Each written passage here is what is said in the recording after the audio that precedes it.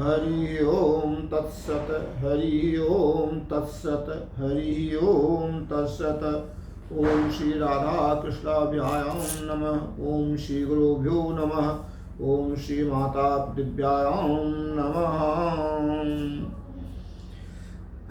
इस पांडाल में उपस्थित समस्त भक्तगण, माताओं, बहनों, श्रीमद् भागवत महापुराण के रसिक श्रोतागण, आप सबका परम कल्याण हो। मैं अखिलेश मिश्रा आप सबका अभिनंदन करता हूँ, वंदन करता हूँ। श्रीमद् अभी हम लोग पिछले प्रकरण के अंतर्गत यह देखे थे, अश्वत्थामा के द्वारा द्रौपदी पुत्रों का मारा जाना। और हम लोग आज श्रीमद् भागवत महापुराण के प्रथम स्कंद के 7वें अध्याय के अंतर्गत अर्जुन के द्वारा अश्वत्थामा का मानवर्धन कैसे होता है, तो इसके पर चर्चा करने के पहले हम लोग भगवान के नाम का थोड़ा कीर्तन कर लें। राधा राधा रटत ही सब बाधा मिट जाए, कोटि जन्म की आपदा नाम लिए सो जाए। राधा का नाम लेने से ही सब बाधा मिट जाती है। अगर एक बार मन से राधा का नाम ले लिया जाए तो जीवन में करोड़ों करोड़ों जन्म की आपदा नष्ट हो जाती है। लेकिन बंधुओं, मन बहुत चंचल है। हाँ, जब तक भगवान की कृपा नहीं होगी, मन में सात्विक गुण नहीं होगा, तब तक मन स्थिर नहीं होगा। आज हम जैसा कभी बताए कि हम लोग चर्चा इस बिंदु पर करेंगे, अर्जुन के द्वारा अश्वत्थामा का मारा जाना। पिछले प्रकरण में हम बताए थे कि आतताई जो होते हैं कई प्रकार के होते हैं। श्रीमद् भागवत में 6 प्रकार के आतताइयों का जिक्र किया गया है। पहला, किसान परिश्रम से जो फसल तैयार करता है और उसे जब इकट्ठा करता है, तो जो आग लगा देने वाला किसान की फसलों जो आग लगा देता है, आतताई होता है। जो विश्वासघात करता है, विश्वासघात करके जहर दे दे करके मार डालता है, वो भी आतताई होता है। 2 प्रकार हो गए। तीसरा, बुरी नीयत से हाथ में शस्त्र ग्रहण करने वाला होता है और जो छोटे बच्चों को मार देता है वो आतताई होता है। धन लूटने वाला भी आतताई होता है। खेत और स्त्रियों को छीनने वाला भी आतताई होता है। तो इन्हें मारने से जो है पाप नहीं लगता, पुण्य लगता है। भगवान श्री कृष्ण, भगवान श्री राम का जो जन्म है इस पृथ्वी पर आतताइयों को मार करके धर्म की स्थापना करना और धर्म की वृद्धि के लिए है। इधर जब अर्जुन जो है भगवान श्री कृष्ण के साथ 5 पांडव जब आए तो देखा कि उनके 5 पुत्र मरे हुए थे। उनके बालकों की माता द्रौपदी अपने पुत्रों का निधन सुनकर बहुत दुखी हो रही थी और बहुत जोर जोर से रोने लगी, चिल्लाने लगी।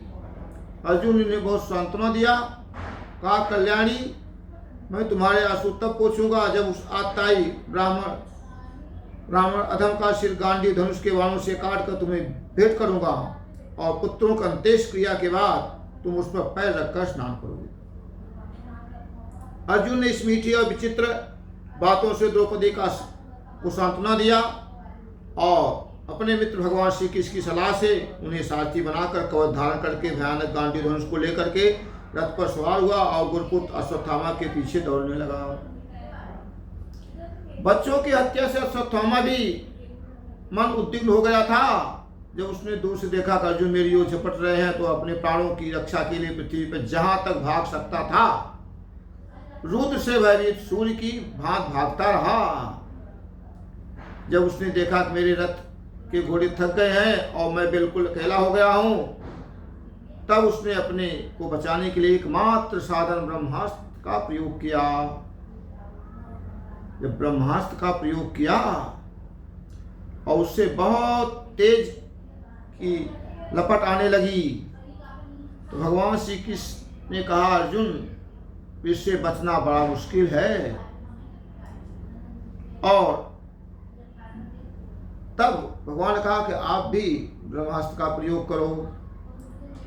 और वह जो है अस्त्र की सब, जब अर्जुन ने ब्रह्मास्त्र का प्रयोग किया तो दोनों ब्रह्मास्त्र जब टकराए तो उस अस्त्र से सब दिशाओं में एक बड़ा प्रचंड तेज फैल गया।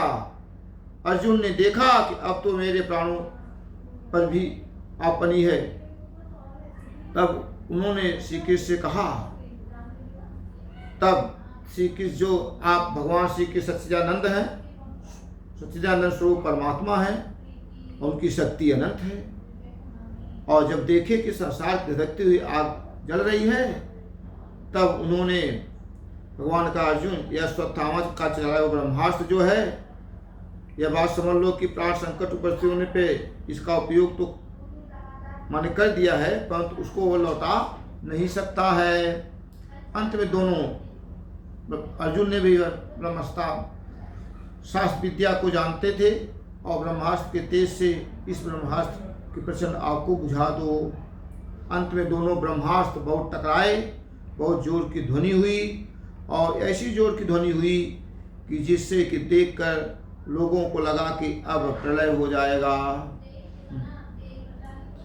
और इसके बाद अर्जुन की आंखें क्रोध से लाल हो रही थी। उन्होंने झपट कर उस क्रूर अश्वत्थामा को पकड़ लिया। जैसे कोई रस्सी से पशु बांध ले वैसे ही बांध लिया। अश्वत्थामा को बलपूर्वक बांध कर अर्जुन ने जब शिविर की ओर ले जाना चाहा, तब उसने कमल नयन भगवान श्री कृष्ण से कुपित होकर कहा, अर्जुन, इस ब्राह्मण अधम को छोड़ना ठीक नहीं है, इसे मार डालो, क्योंकि इसने रात में सोए निरपराध बालकों की हत्या किया है। धर्मवेत्ता पुरुष, असावधान, मतवाले, पागल, सोए बालक, स्त्री, विवेक ज्ञान शून्य, शरणागत, रथहीन और भयभीत शत्रु को कभी नहीं मारते, परंतु जो दुष्ट और क्रूर पुरुष दूसरों को मारकर अपने प्राणों का पोषण करता है, उसका तो वध ही उसके लिए कल्याणकारी है। कहने का तात्पर्य है, सुखदेव जी कह रहे थे, राजा परीक्षित है, उन्होंने अनुमोदन कर दिया इसकी हत्या करना जरूरी है। अर्जुन भी यही चाहते थे, लेकिन हुआ यह कि जब गुरुपुत्र को लेकर के अर्जुन घसते हुए शिविर में आए, और जब द्रौपदी गुरुपुत्र अश्वत्थामा को इस प्रकार अपमानित देखकर द्रौपदी का कोमल हृदय कृपा से भर गया और उसने अश्वत्थामा को नमस्कार किया। गुरुपुत्र का इस प्रकार बांध कर लाया जाना सती द्रौपदी को सहन नहीं हुआ। उन्होंने कहा, मुंच मुंच मुंच, इसे छोड़ दो, इसे छोड़ दो, ये ब्राह्मण हैं, हम लोगों के लिए अत्यंत पूजनीय हैं, और इनकी कृपा, इनके पिता की कृपा, इनके की कृपा से आपने रहस्य के साथ सारे धनुर्वेद और प्रयोग और संहार के साथ संपूर्ण शास्त्रों का ज्ञान प्राप्त किया है।